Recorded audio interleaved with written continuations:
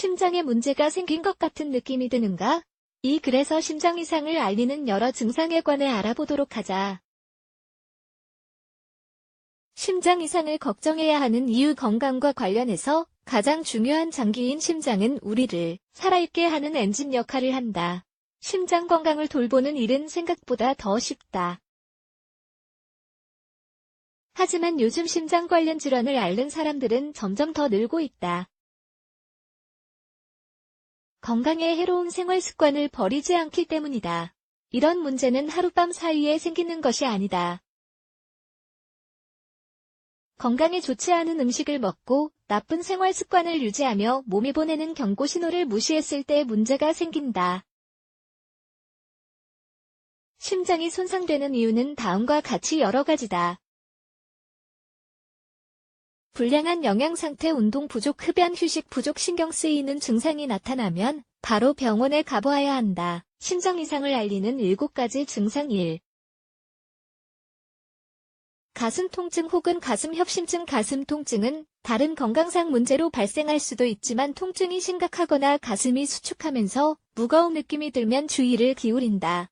심장 문제로 가슴에 통증이 생기는 이유는 심장에 흘러들어가는 혈중 산소량이 매우 적을 때 발생하니 바로 전문가의 도움을 받는 것이 좋다. 2.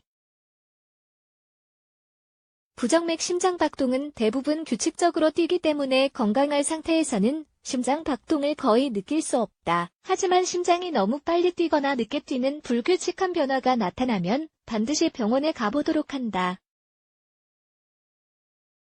심장 이상을 뜻할 수도 있기 때문이다. 수면무호흡증. 수면무호흡증을 간과하는 사례도 있지만 이 증상도 심장이 제 기능을 하지 못한다는 신호이기도 하다.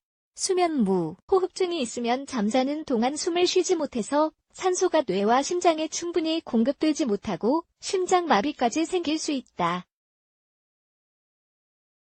잠깐이라도 수면무호흡증이 있었다면 신경 써야 한다. 본인은 물론 동거인의 수면질에도 영향을 미치기 때문이다. 4. 하지 부종. 소금을 많이 섭취하거나 평소보다 더 많이 걸었는가?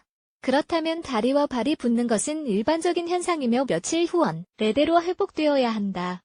만약 하지 부종이 계속된다면 심부전이나 동맥질환으로 인한 체액 저류 증상일 수 있다. 5. 떨림과 호흡 곤란. 피곤하고 숨쉬기가 어렵거나 자주 숨이 가쁜 것은 정상적인 상태가 아니다.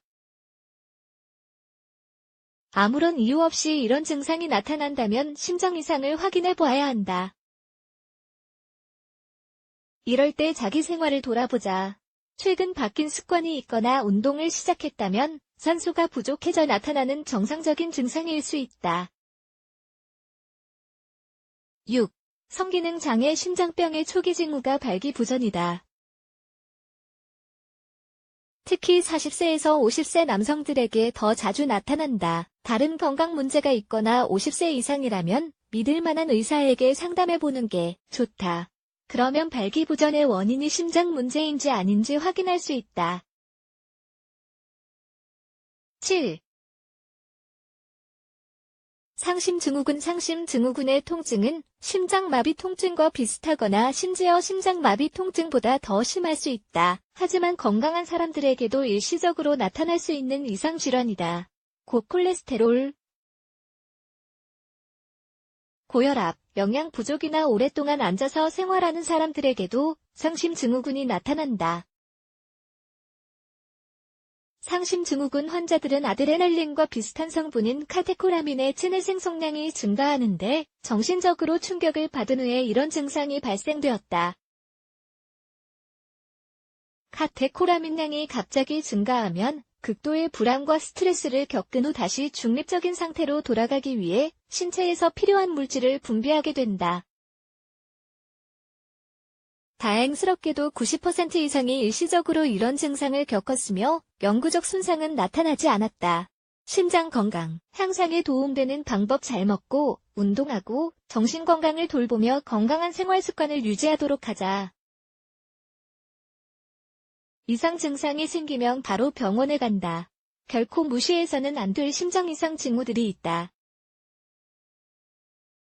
규칙적으로 나타나는 증상을 관찰해보자. 다양한 병원 검사로 어떤 질병인지 확인할 수 있다. 사실 간단한 혈액 검사만으로도 심장 이상을 발견할 수 있다.